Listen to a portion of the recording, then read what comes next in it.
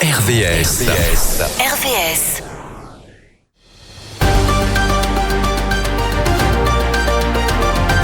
Émission spéciale élection municipale sur RVS. Les élections municipales sur RVS, aussi bien dans l'Eure qu'en Seine-Maritime, alors que vous vivez également les municipales actuellement sur RVS, sur Louviers et Bernay.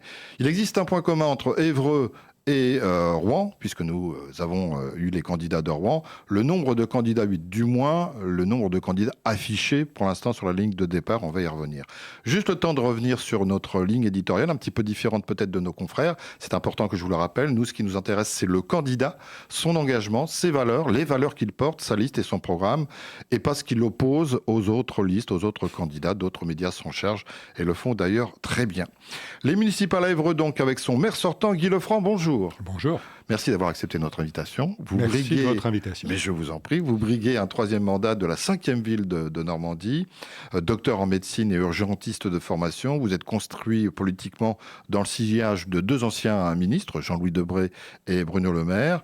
On ne dit pas l'âge des femmes, mais parfois on dit celle des hommes. Donc à 62 ans, vous êtes également président de l'agglomération. Et j'ajoute, pour être complet, qu'en tant que député, vous avez été nommé rapporteur de 2 propositions de loi, l'indemnisation des victimes de dommages corporels et la réforme de la médecine du travail, et du projet de loi portant sur l'organisation des soins psychiatriques. Je dis ça parce que ça fait partie de votre sérail et c'est un petit peu vous.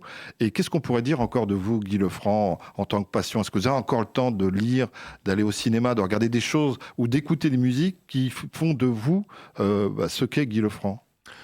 Oui, heureusement, j'arrive à me garder un petit peu de temps personnel, même si c'est vrai que c'est compliqué et difficile. Mais moi, j'ai toujours beaucoup aimé la lecture et je continue à beaucoup lire. Et d'ailleurs, je viens de commencer une nouvelle traduction de Hamlet.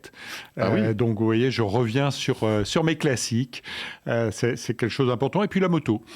J'aime beaucoup la moto balade aujourd'hui. Donc, j'aime bien sortir avec des amis et me promener un petit peu. Pour le reste, j'essaye de regarder un peu les informations ou de les écouter. Oui. La radio est un média important pour les informations. Mais pour le reste, effectivement, assez peu de temps libre actuellement. Musique, peut-être un auteur, un compositeur préféré? Musique, alors... J'ai 62 ans, vous l'avez dit, donc j'ai beaucoup écouté et je réécoute beaucoup les chanteurs à texte. Je pense en ce moment, je suis beaucoup sur Barbara ou Serge Reggiani qui me reviennent. Et puis j'aime bien les vieux rock. Je pense à Status Quo que j'ai toujours beaucoup aimé quand j'étais jeune. Vous êtes en train de me faire vibrer. Vous êtes en train, parce qu'on est très, très peu nombreux à se rappeler de Status Quo et pourtant, et du boogie. C'était quelque chose d'habituel. Et puis quand j'ai du temps, un peu d'opéra. J'aime beaucoup Cecilia Bartoli, par exemple. Guy Lefranc, quand vous êtes tombé, on l'a vu en politique, avant de parler de votre liste et de votre programme, c'est ce qui nous intéresse bien sûr, mais comment on est accaparé? À la maison, on parlait politique? C'était des choses que vous entendiez autour de vous? Ou est-ce que c'est venu après par rapport à des rencontres? On a toujours été gaullistes dans ma famille. Vous savez, je n'oublierai jamais le jour où ma mère m'a obligé, avec mon petit frère, à nous asseoir devant la télé pour suivre l'enterrement du général de Gaulle. Ah oui. Et elle a dit quelque chose que je n'oublierai jamais. Elle a dit, avec ce que cet homme-là a fait pour nous, c'est le minimum qu'on puisse faire pour lui. Et ça m'a marqué. Vous voyez, des dizaines d'années plus tard, je l'ai encore et j'en ai encore des frissons. Et effectivement, moi, je me définis plutôt comme un gaulliste social, peu engagé en politique, jusqu'en 1996. À l'époque, les ordonnances Juppé contre la médecine libérale faisaient beaucoup de bruit et j'étais très remonté. J'avais rencontré ma députée d'Évreux de l'époque qui m'avait dit beaucoup de bêtises, je ne citerai pas son nom. Et en 1997, après la dissolution, je me suis engagé au RPR à l'époque en me disant vraiment ces politiques qui ne comprennent rien, je vais leur expliquer ce que c'est que la vie et la vraie vie. Et puis petit à petit, je suis devenu moi aussi un politique. Et c'est compliqué d'avoir une carrière politique ou pas? C'est de plus en plus difficile. Parce que c'est de plus en plus sale, c'est de plus en plus agressif, c'est de plus en plus violent. Alors que la politique, c'est un engagement. Je crois qu'on ne fait pas de la médecine d'urgence, on ne fait pas de la politique par hasard. C'est qu'il y a une volonté d'accompagner, il y a une volonté de ne pas travailler dans son coin, mais au contraire d'être au service des habitants. C'est probablement ce qui m'a beaucoup motivé. Vous briguez donc un 3e mandat, ce qui explique le nom de votre liste, la force de l'expérience, l'énergie du renouveau. Et comme beaucoup de maires sortants, il y a une recomposition de liste, donc il y a à peu près 50%, c'est un peu le barème classique, recomposé avec des nouveaux, du secteur civil, du secteur public ou pas? Oui, c'est une liste aujourd'hui qui n'a pas de logo politique. Je pense que nous sommes avant tout là pour servir la ville d'Évreux et pour des élections municipales, en dehors de partis très référencés. L'objectif, c'est plutôt d'accompagner la ville. Nous avons fait le choix de renouveler à plus de 50% avec des chefs d'entreprise, avec des leaders associatifs, avec la plupart des gens issus de la société civile. La plupart des gens qui sont sur ma liste n'ont pas de parti politique, n'ont pas de carte dans un parti politique, parce que je crois que autant sur les élections nationales, ça va jouer beaucoup, autant sur les municipales, l'objectif, c'est d'abord de servir la ville. Alors j'ai lu, comme je lis, l'ensemble des programmes des différents candidats et j'ai vu que vous vouliez aller encore vers une gestion plus stricte, sérieuse, raisonnable et avec des items particuliers sur lesquels on va s'attarder, la sécurité, la santé qui vous est chère. Quand vous dites une gestion plus stricte encore, c'est-à-dire ? Vous savez, la loi de finances 2026 vient d'impacter de 500 000 € la gestion de la ville d'Évreux et de 5 millions d'euros la gestion de l'agglomération d'Évreux-Portes de Normandie. Donc nous sommes amenés à être de plus en plus restrictifs, alors même que les collectivités locales, les collectivités territoriales sont de bons gestionnaires comparés à l'État. Mais l'État nous contraint aujourd'hui à faire encore plus d'économies et donc nous devons être encore plus rigoureux. Je rappelle que depuis que je suis arrivé il y a 12 ans, nous avons totalement repensé les organisations, nous avons totalement amélioré le fonctionnement de nos collectivités. Il faut continuer.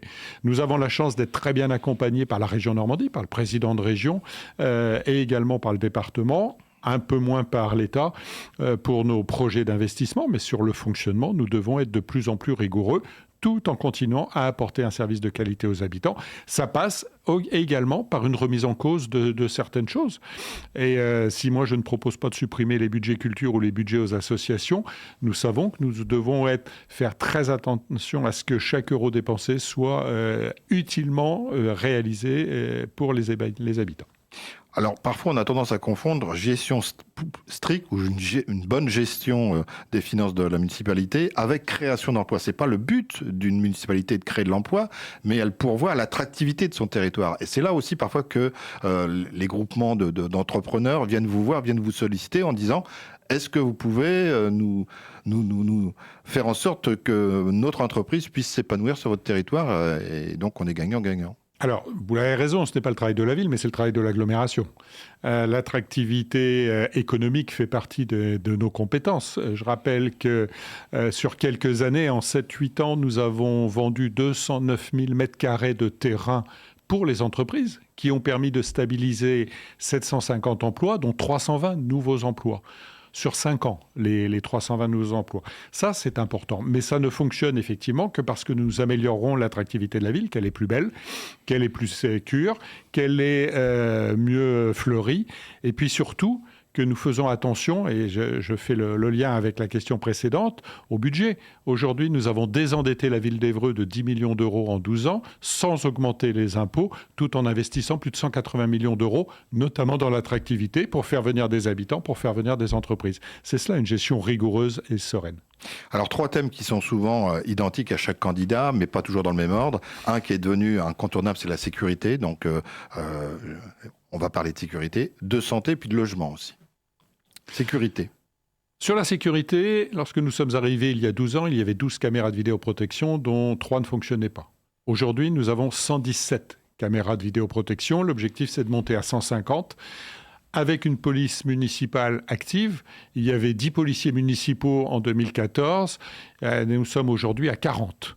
Avec une action qui ne s'arrête pas à 16h30 comme c'était le cas il y a 12 ans, mais qui continue jusqu'à 1h du matin. L'objectif, c'est d'avoir encore 5-6 policiers municipaux supplémentaires pour arriver à travailler H24 le vendredi soir et le samedi soir, notamment là où il y a le plus de besoins. Nous travaillons également sur la prévention et la médiation, parce qu'on peut toujours demander davantage de policiers municipaux. D'ailleurs, davantage de policiers municipaux, ça veut peut-être dire que nous manquons de policiers nationaux. Aujourd'hui, il y a de nombreux postes qui ne sont pas pourvus, malheureusement aujourd'hui sur Évreux, d'où cette nécessité d'agir. Donc, prévention, médiation, répression lorsque c'est nécessaire, c'est indispensable et évidemment, nous continuerons. Mais dans des limites raisonnables. Il manque aujourd'hui 11 000 postes de policiers municipaux en France. Et donc, nous expliquer qu'en quelques semaines, on va créer 60 postes de policiers supplémentaires, c'est évidemment d'abord ingérable sur le plan financier et surtout impossible en termes de recrutement. Est-ce qu'on peut envisager quelque chose de différent avec l'intercommunalité, c'est-à-dire qu'il puisse y avoir une gestion commune, un pot commun qui permette de faciliter justement l'embauche de policiers municipaux, parce qu'on sait que ça a un coût? Alors le coût, il est énorme, hein. C'est entre 50 et 60 000 euros chargés, un poste de policier municipal. Il faut l'avoir quand on propose d'en créer 60 postes supplémentaires. Aujourd'hui, il existe déjà sur l'agglomération des polices intercommunales. Dans le sud de l'agglomération, plusieurs communes, notamment à l'initiative du maire de la Couture-Boussay, ont créé des polices intercommunales. Saint-André-de-l'Eure y réfléchit aussi sur son territoire. Ça fait partie des évolutions, mais je rappelle que ce ne peuvent être que des polices intercommunales et non pas communautaires, puisque les pouvoirs de police appartiennent au maire et non pas au président de l'agglomération. Un domaine que vous connaissez bien, la santé. Là aussi, vous dites qu'il y a encore des choses sur lesquelles on peut optimiser, et parce qu'on parle parfois de déserts médicaux dans les campagnes. Malheureusement, parfois, ça atteint aussi les villes et parfois les quartiers. Bien sûr, une étude de l'adresse en juin 2025 montrait que le département de l'Eure est le dernier département métropolitain de France en termes de médecins par habitant. Le seul département qui fait pire, c'est Mayotte, c'est vous dire. Et donc, le travail que nous menons depuis des années, c'est de faire revenir des médecins et aussi des paramédicaux, infirmières, kinés, etc. Grâce à la région Normandie, je leur dis grâce à Hervé Morin, nous avons doublé le poste de masseur kinésithérapeute en formation. Nous avons créé une école d'audioprothésistes. Nous nous battons pour créer une école d'orthophonie sur Évreux. Nous allons avoir pour la première fois, et personne n'y croyait, une première année de médecine en septembre 2026 à Évreux, comme ça est le cas au Havre depuis quelques années, parce que nous nous sommes battus et que l'université de Rouen a joué le jeu pour nous accompagner. C'est le premier sujet. Il faut former nos jeunes sur le territoire. Le deuxième sujet... c'est de les garder. Voilà, c'est de les garder. Non, le deuxième sujet, c'est aussi pour ceux qui ne sont pas formés sur le territoire, de découvrir le territoire. Donc les stages, la création d'un internat pour les jeunes, notamment internes en médecine générale, pour qu'ils acceptent de venir sur nos territoires. Et ensuite, évidemment, c'est de les garder. Création de maisons de santé, déjà une maison de santé créée à Navarre, une maison de santé créée à la Madeleine, une en construction sur le secteur de Gravigny. Et donc l'objectif, évidemment, c'est de continuer, mais en partenariat avec les professionnels de santé, parce que le faire tout seul, comme certains le promeuvent, ça ne marche pas. Il faut travailler avec les professionnels déjà existants sur le territoire. Et pour accueillir, il faut des logements. Et donc là aussi, il y a une politique de logement que vous voulez développer, ou du moins inciter à. Oui.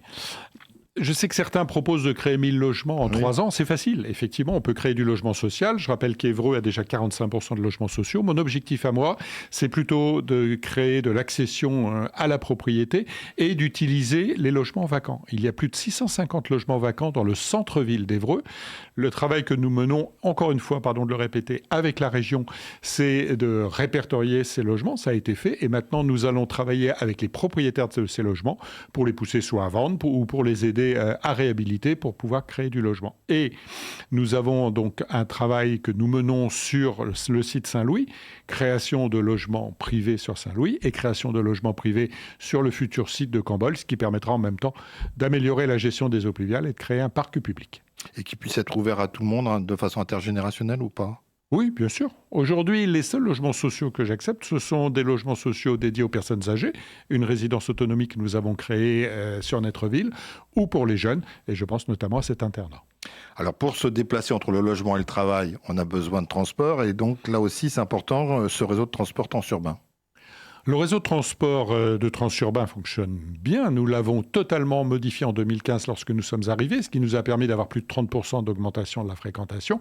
Simplement, de 2015 à 2026, les attentes des habitants ont changé, les habitudes ont évolué, et donc il faut aujourd'hui le revoir complètement, notamment le soir, où il y a beaucoup de critiques sur le manque de bus le soir, et également le matin, et en relation avec les horaires de train de la gare qui vont se développer là aussi dans les années qui viennent. Il nous reste très peu de temps. Un petit mot par rapport au commerce aussi, c'est important. Vous parlez de la création d'une halle couverte. Le commerce est en difficulté dans tous les centres-villes, notamment à cause d'Internet. Évidemment, c'est le e-commerce qui pose le plus de problèmes, à cause des problèmes de pouvoir d'achat. Évreux est une ville pauvre, avec beaucoup d'habitants pauvres. Le travail que nous menons et que nous continuerons à mener avec les habitants, c'est d'abord de faire des assises du commerce pour remettre tout le monde autour de la table. Et l'objectif de la halle couverte, elle existe depuis plusieurs années, mais c'est de couvrir effectivement, un peu comme la place Saint-Marc à Rouen, avec un toit simple, la place du marché, importante pour la ville d'Évreux. Il nous reste 20 secondes, Guy Lefranc. Si vous aviez un message à faire passer, peut-être auprès d'une personne qui n'est plus là, mais par rapport à votre engagement et vos valeurs, qu'est-ce que vous diriez ? Je pense beaucoup à mes enfants. Vous savez, c'est pour eux que nous travaillons. Je pense à mes petits-enfants aujourd'hui. J'ai la chance d'avoir 3 petits-enfants.